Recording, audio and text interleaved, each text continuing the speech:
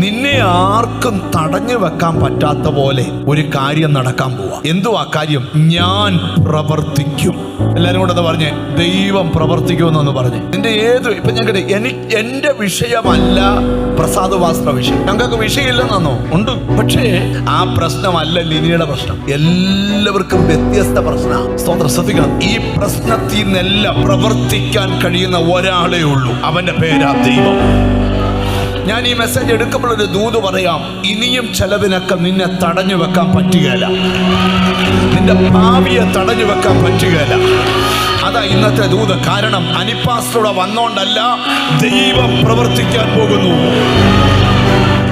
എന്നോട് പറയാം, നിന്റെ തടസ്സത്തിന് ഒന്ന് നിന്റെ വായൊന്ന് തുറക്കാം. ഈ വിഷയത്തില് ഈ ബൈബിൾ പറയാം, നിന്റെ വായെ വിസ്താരത്തിൽ തുറക്ക, ഞാൻ അതിനെ നിറയ്ക്കാം. ആത്മാവ് എന്നോട് പറയുന്നു, നിന്റെ തടസ്സങ്ങൾക്ക് ഇനി ആയുസില്ല. അതിന്റെ ടൈം കഴിഞ്ഞു. ആ പീരീഡ് കഴിഞ്ഞു. ഇനിയും നിന്നെ ബ്ലോക്ക് ചെയ്യാൻ പറ്റത്തില്ല. എന്താ കാര്യം? നിനക്ക് വേണ്ടി പ്രവർത്തിക്കാൻ ദൈവം ഇറങ്ങുകയാണ്.